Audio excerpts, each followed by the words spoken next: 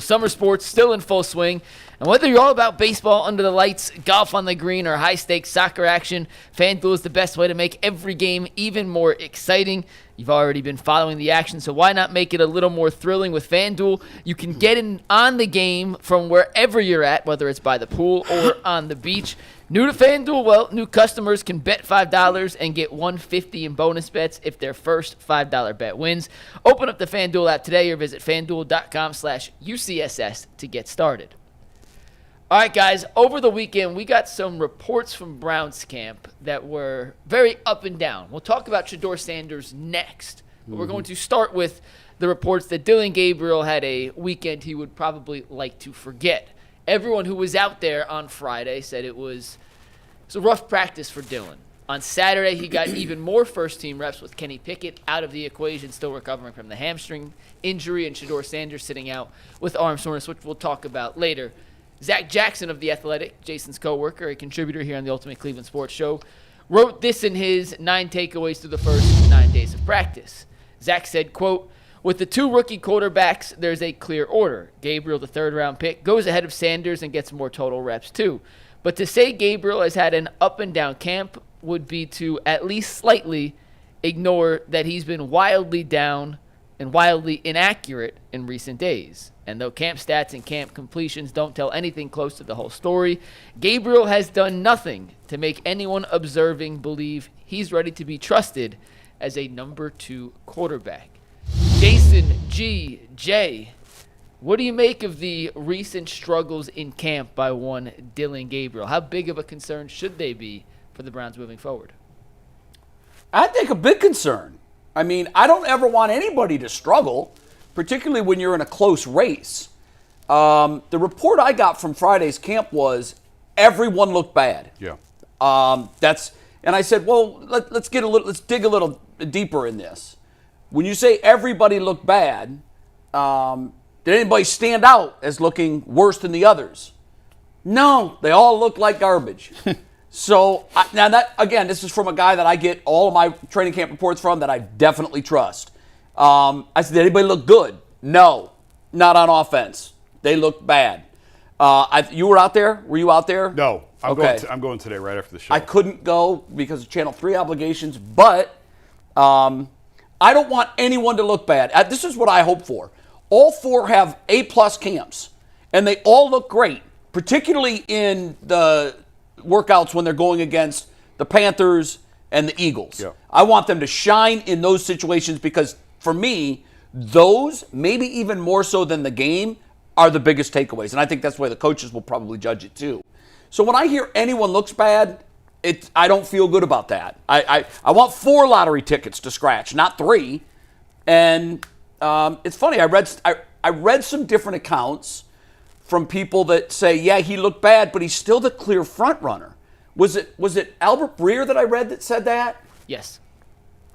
His stats, for anyone who cares, I know we've talked about stats, and I don't want to make this, but his Friday stats were 3 of 14 with a pick. Yeah, I'm not really going to dive into the stat. Unless you're like crazy. 1 of 20 with 4 picks. Well, 3 of 14 is pretty close. close. Close. That's but close. For me, I'm not, like, let's face it, some of these throws are like you're playing catch, like you're warming up. So the whole camp stats debate that we've had, that I can't believe that's a thing either, by the way. But we are getting to the point where I think it matters. Like the where I was railing against it was OTAs when it's 7-on-7, when you're throwing against air and we're counting those stats. Are you kidding? Like that's where I had an issue. That's like counting workout stats. Like and Zach famously says all the time. Zach Jackson says the ball's not supposed to hit the ground on 7-on-7s. Those are not counting stats that you count during OTAs. Sure. And plus, for the people who are keeping the counting stats, they've never really explained what they count and what they don't. Right. Because I've seen throws out there where Dillon's throwing against 4 receivers and there's nobody covering them. Are we counting count those? as a completion. But there's no reason. But so that's why I was losing my mind in May. And that's why I don't like it either. Those. But if we're going 11-on-11, we're going live, that counts. That's the most relevant stat. Absolutely. So we are getting to the point here where these stats, they matter more. They certainly matter more than they did in May. And if he's going 3 of 14, and again, I don't know the parameters of that. But if he's going 3 of 14, and I wasn't there, but if he's going 3 of 14 on 11-on-11s live, that's not good. That's awful. You could say whatever you want about what they're working on or what they're looking at, or you throw it to the seam every time, regardless of what, whatever. 3 of 14 ain't good. And from what I've seen in the few times, I haven't spent a ton of time at camp. I've been out there probably 3 or 4 days. And I saw a lot of the OTAs. And what I've seen from Dillon is a lot of checkdowns. Yep. A lot of move in the pocket. You have to with his size. And when he misses, he typically misses high. And I tend to think that probably goes back to the size as well.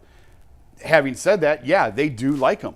I'm not going to sit here and explain to you why. I think a lot of people felt like he was overdrafted as a third-round pick. Can we agree on that? A lot of people were shocked by the pick. Sure. So, but do you agree with Albert Breer? Yeah. You do? What Albert said was Dillon has been ahead of Shedeur, and Shedeur has ground to make up, and he's working hard to get. That is how they see it. You can argue that. You can say that's wrong. Fine. That's how they see it. They love the way he processes. They love the way he picks up the playbook. But eventually that has to translate onto the field. Sure. And you have to start getting results. Otherwise, you got to get out of line. You got to give somebody else a chance. Right. And that's where sort of we're at with this. I've said it before. If Dillon was 4 inches taller, 5 inches taller, he's probably a first-round pick. But he's not. So this is the reality of where we're at. Would have been too. Yeah, listen, hold on. With healthy knees. Hey, boy, 4 inches taller. Listen, I am a power stretch 4. Yeah, exactly. What do you mean? Look, so first and foremost, when I disagree with Albert Breer, he's a great journalist. He does a great job. I listen to his stuff all the time. But at some point, we can say we can project the traits that we want onto people.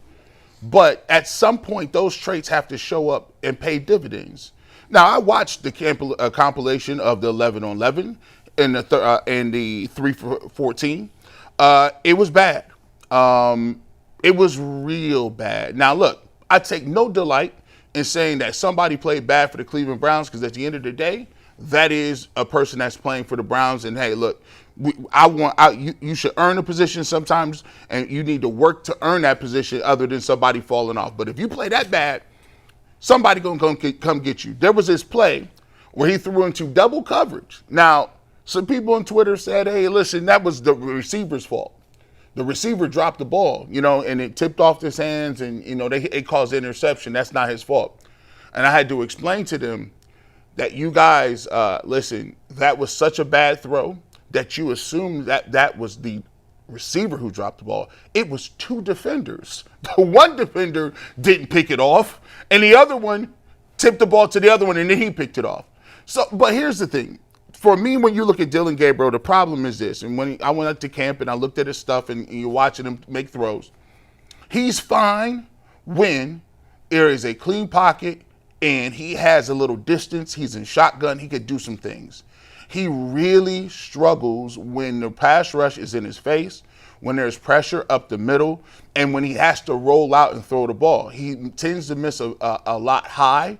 And that has been evident in practice. Now, the other people say, Daryl talked about it. Daryl Ryder, said he was, inconsistent. Zach Jackson said he's been inconsistent the last couple of days. And the last couple of days, it looks like it's been getting a little bit worse. The next day he came back, he was 11 to 22, I believe. But here's the thing. At some point, when we keep saying that Dillon Gabriel has played better and played in those circumstances, I simply have not seen that. I do not think there is any planet that he has thrown the ball better than Shedeur Sanders in this camp. I just don't see it. Now, he has times when they shine. Does Shedeur look like he's lights out all the time? No. But when you are a third-round pick, and this is the thing that people are going to get, like Jason said, they like him. It's obvious, right? Because they keep giving him reps. He keeps getting first-team reps. But there will become a point in time, if he continues to get first-team reps, as practice goes on, as these scrimmages goes on, where people will start to second guess that thought process that he is that far ahead of Shedeur Sanders, because now you're going to have to prove it. You got to prove it on film. And all of them will get an opportunity to prove it. So for me, is it a death sentence that he's playing bad? No. Because ultimately, what's going to unseat and seat people is what you do in these games coming up, because everybody going to be watching that. But Is it a good sign? No, because it points to the limitations that a lot of people, including myself, thought he had when it came to being a pure pocket passer under center, being that limited with his height and finding windows to play under center. Just to be clear on what Albert said He on wasn't. Friday. That wasn't his opinion. He was parroting. He wasn't defending. Yeah, I wanted to make that. no. Yeah, I wanted to make that distinction too. yeah. I don't want to beat up Albert. but No. That's not his assessment. He's saying the Browns see it Browns. this way. This goes back to the conversation. I think we had this on Friday. I think we just talked about this on Friday. We did. About the role as a journalist, Yeah. right?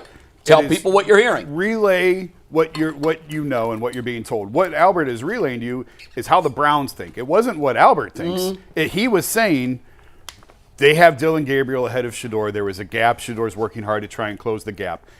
That's it. That's what he was saying. And it's evident too because it's obvious. because he's still getting the lion's share of the first team reps. Right. So yeah, not specifically with Albert. All he can do is give you what the team is thinking, And it shows. because of the status of the journalists that we're talking about here, it's not like this is some guy from Pro Football Talk we haven't heard from. Albert is hardwired into the Browns. This is that's the truth. Yeah. Now, can that reality change? Of course it can. I honestly think if I was talking about this Friday with somebody, if you parse like what percent leading up to the first game weighs into their decisions, this was just my top of the head, and I'll probably get the numbers wrong from what I had Friday. I think your rookie camp is probably 5%. I just that's the way I see it. I think training camp is probably 35%. But I'm going to put the other 60% kind of a mix. 30% what they're going to see against these joint workouts, and 30% what they're going to see from the actual preseason games. That's just the way I view it. I remember talking with Tony Dungy and John Gruden when they were formulating and they were looking at everything. Yeah. And they both had the same overriding message. No one's winning or losing a job here at rookie camp. And then at training camp, things got serious, but they still knew, look, if you're behind, there's plenty of time to catch up. If you're ahead, there's plenty of time to fall behind. I think the lion's share of what's going to go into this decision for the Browns lies ahead of us, not behind us. I'd agree. I think with the that. groundwork is laid for everybody. I think it gets laid early, and I think Well, these it will. next 2 I think weeks, by preseason game number 2, you've got now 2 joint workouts. These next 2 weeks I think are huge. Critical. Huge. Critical. When do they leave for? Is Carolina? Tomorrow. Oh yeah, They have for Wednesday Carolina workouts tomorrow. and then a Friday Joint game. Practice is Wednesday, then they Yeah. play on Thursday, then the following Oh, they play week- on Thursday? I They thought they played on Friday. They're- Yeah, they that's what play I thought. Friday. Practice is Wednesday, But- though. This then by, two by, joint- by Saturday morning, the most important week. the picture is going to start to come Well, into focus. it's one practice. I don't understand why they're going all the way down there for one practice. I didn't either. I was going to ask about that. Yeah, I it didn't don't- make sense yeah. to me either, Jay, but that's They I tackle it to the double-checked. That's all ground. they have. Unless they just don't want 2 weeks because they're going full in Philly. It's 2 or 3 days of joint practice. 2 in Philly. It's 2 in Philly, one in Carolina. and one in Carolina. Okay, I guess. But that's a substantial amount of work. You've been to these joint team workouts. You know how spicy it's they can real. get. It's real. It's real It's football. Because Yeah. now, and just like the Browns are fighting for jobs, okay, Carolina's got guys Yeah. that are fighting for jobs, and Philly's jockeying for position. They Yeah. know they're starting to Well, win. I think we'll have a clear understanding of where this is going after Philly. Like the next 2 weeks. Real clear. The next 2 weeks are huge. Because at that point, all you have left is one final Yeah. preseason game, Yeah. and that's usually fine tuning. And so I don't think the bulk of it is in front of us. I think we're probably midway. Maybe See, I 55. don't know. In the eye of the storm, I think. Yeah. I think with It's all right 3 here. preseason games and 3 joint workouts, I think that's going to actually, that's where it matters. That's the real football. I don't want to be 3 for 14 in a practice against my own squad. Right. But I'll tell you this, you damn sure don't want to be 3 and 14 in a joint practice with the Eagles or the Panthers. Right. I think Jay, just being through these camps, it's the groundwork and foundation. Sometimes you have to make up ground by doing certain things. Like people say, well, how is Shedeur Sanders' arm his shoulder is sore? Well, throwing after practice and throwing 40 minutes before practice will do it. I know we're going to get to that in a second. Is there a history of this, by the way? No, I couldn't find it. Save it because we're going to get to that Yeah, one. okay. second. I got one more question on Gabriel, then we can pivot to the But let football me stuff. just start this out. But here's the thing: when you get to this point, you have to put stuff on tape in your own facility to earn the right to get those reps in Carolina. Yes. Yeah. So it's like, yo, you have to get there first. You get there, you earn it, and you do your thing. Now, I will say this. When you see a different color jersey, it's just different. You know it. Like now all bets is off, and then they're not gonna cater nothing. You don't even know what they're gonna do. They might say we're gonna come in here and put you at a disadvantage because coaches will do that. Sure they will. Hey, let's see him on this play. Let me see what he got. Yeah. And then you're like, hold on, I thought we went. Nah. The gentleman's agreement before practice starts is between the coaches. Yeah. What happens? Were you at the joint practices in Indy a couple of years ago? Oh, Lord. Oh, it was a bloodbath. It was a bloodbath. No, but Tony Dungy was there. He was there with the Colts, and Tony and I were standing together watching. This was the first sign Freddie was unfit to be a head Yes, coach. because Freddie, here's the thing. I remember, do you remember when, well, that's a different story. It's a sidebar. We've all seen people celebrate when they should be embarrassed, and then you have secondhand embarrassment. Watching that unfold, I just remember thinking, oh my God, this is like a street fight between gangs. And Freddie, after the workout was over, we interviewed him. He was like, yeah, I told him, let's bring it, boys, bring it. And I'm like, oh no, this is going to be a renegade outfit that just doesn't conform. That was embarrassing. There were a lot of signs he was unfit. I don't know if that was the first one or not, but that the first one I saw. High on the list. Because at the time it was all like positive energy, good karma, the team loved him, everything was kumbaya. Yeah. But after that, everybody was kind of looking around. Even some of the veterans on the Browns were looking around like, what are we doing? What is going on here? That was bad. Gee, let me ask you one last question on Gabriel, then we'll pivot to the Shedeur thing. But let's just for the sake of this question, agree that the practice on Friday was not good, and then Saturday maybe slightly better, but still not up to where you want. What did you do Saturday? As long as we're keeping stats. It was 11 of 22 with 1 touchdown, no picks. So over the 2 days, that's a nice bounce back. Over the 2 days, 50%. 14 for 30. He didn't throw a pick. I'm looking at the picks, Jay. Yeah, I'm really the completions. Here's the thing: I didn't look at all the throws, but I saw a couple throws that were in receivers' hands and that were dropped. Yeah. So just for and so if you're going to parse that, I want no interceptions. You know who hasn't thrown a pick all camp? Shedeur Sanders. He did. No, I know. He did on Friday, G. He threw his first one. Oh, did he? Yeah. But okay. But it was out of curiosity, was it against the ones? And do we know how many throws he's made against the ones? No, he's only had the 4 throws in the sessions against the ones. It was in the. Well, that tells in you like what you need to know. It was against You're giving him 4 throws Thrash, and someone picked it off. But G, besides the point, let's say he comes back today, Gabriel, has a bounce back, great practice. Does that say almost as much that his resolve and his resilience is there as 2 bad practices in a row would? Does he get credit for a bounce back, or are they 2 separate entities? You have a bad practice. It is what it is. It doesn't totally erase the bad ones. I'm more just because. All right, just from what my background is, I'm more a person and proponent of practice means a lot more to people and individuals for being through it. And I think that, of course, you're going to give somebody credit for that. Like, there are going to be times in this preseason, and I'm not naive and dumb, Shedeur Sanders might have some bad practices. Flacco could have some bad practices. It's the nature of the beast. It's built in. You throw the ball, you can have 2 good things happen and about 7 bad things happen, right? So for me, I'll definitely give him credit if he bounces back, because I'm saying this. Don't diminish the fact that these guys are going against ones. I mean, Myles Garrett is the best defensive player in the game. Denzel Ward is locking people up. Like, Jim Schwartz got guys, his defense is tough. Like, those guys come off the football and get after people upfield and down. So if you're going to play against those guys are getting you ready to play, man. You ain't going to find too many better defensive ends and defensive lines and active defenses than the Cleveland Browns. Now, it's going to be a little different, but I'll give you credit if you come back and bounce back, because that's what I want to see. I want to see, hey, you made this mistake once. Did you correct it? Did you understand it? Because that's functional memory. That's functional smartness, is understanding, okay, I made this play wrong time. They showed me it on film. We came back, we corrected it, and I recognized the pre-snap. I hit the throw. Boom. Great. Yeah.